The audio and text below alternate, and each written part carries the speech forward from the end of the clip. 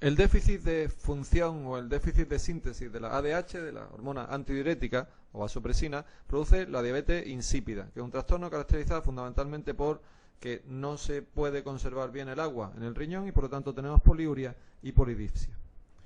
Entre las causas que pueden producir diabetes insípida tenemos que diferenciar dos tipos. Tenemos diabetes insípida de origen central, que se deben a lesiones hipotálamo hipofisarias, y tenemos diabetes insípida de origen periférico, origen nefrogénico, que condiciona no que haya ningún defecto de secreción de la ADH, sino que la ADH no es capaz de funcionar o no es capaz de tener un buen efecto al actuar sobre el tubo colector.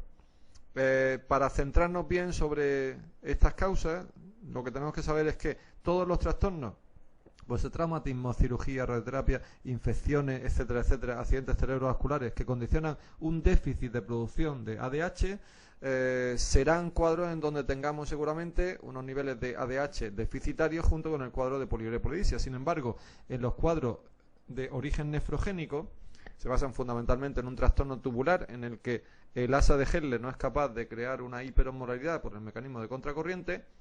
Ahí sí tendremos ADH suficiente y los niveles pueden ser incluso altos, pero sin embargo no será capaz de funcionar. ¿Por qué?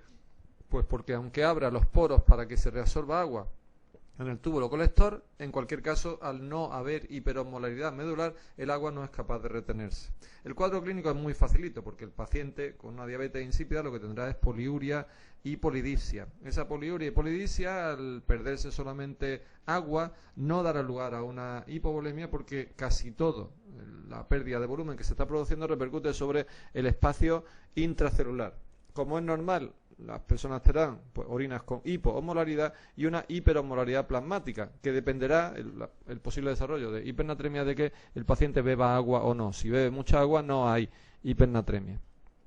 Cuando nosotros tenemos un paciente con una posible diabetes insípida, lo que tenemos que primero confirmar es que efectivamente hay un trastorno de la concentración urinaria, y eso en cuadros que sean un poco dudosos. Si el paciente está con una hipernatremia grande, por supuesto no, pero en cuadros que sean un poco dudosos tendremos que hacer una prueba de la restricción acuosa. En la prueba de la restricción acuosa consistirá en que tenemos al paciente sin beber, normalmente se suele hacer hasta que pierda, por ejemplo, 1 kilo de peso por la poliuria que se está produciendo durante ese periodo.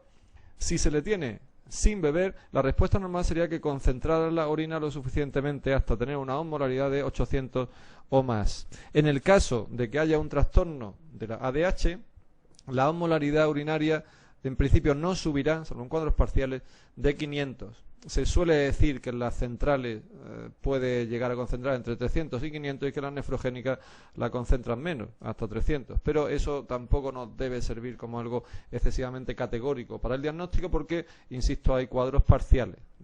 La clave, digamos, es que en principio la osmolaridad urinaria no suba por encima de 500. Hay un trastorno que se puede confundir en ocasiones, que es un trastorno de origen psicógeno que se llama la polidipsia primaria o potomanía, en la que el paciente bebe mucho líquido y por lo tanto tiene que orinar también mucho, pero en estos casos, tras la prueba de la deshidratación, aunque no se llegue a concentraciones urinarias normales, pero sí se está muy cerca y casi siempre por encima de 500. Una vez tenemos confirmado que efectivamente el paciente no es capaz de tener una buena concentración urinaria, lo que nos sirve, la prueba siguiente tendría que ser diferenciar si el cuadro es un cuadro central o un cuadro nefrogénico, porque muchas veces, aunque la ADH pudiera servirnos, su medición no es 100% fiable o no tiene una rentabilidad diagnóstica del 100%. Eso puede hacerse simplemente administrando ADH. Si administro ADH, como es normal, el cuadro en el que hubiera un déficit de ADH sí responderá, los cuadros centrales responderán con un aumento de la osmolaridad de más del 15%, mientras que los cuadros nefrogénicos no pueden responder a la administración de ADH y por lo tanto tendrán un aumento prácticamente que no sube o que por lo menos sube menos del 15%. Por lo tanto, en resumen, la diabetes insípida, salvo algunos cuadros hereditarios como el síndrome de Wolfram, por ejemplo, son cuadros adquiridos, pueden ser de origen central, por destrucción hipotalámica sobre todo, porque en donde se produce la ADH en los núcleos supraóptico y paraventricular del hipotálamo, o de origen nefrogénico, que suele corresponderse a una tubulopatía y que suele ser la primera manifestación de un deterioro progresivo de la función renal, la poliuria y la polidipsia secundaria a este trastorno.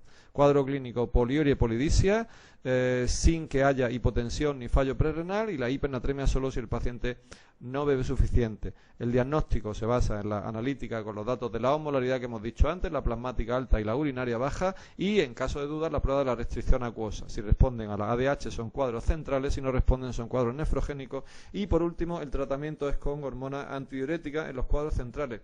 En la nefrogénica hacemos paradójicamente tratamiento con tiacidas, que es un diurético, porque lo que pretendemos con ella es provocar una contracción del volumen extracelular.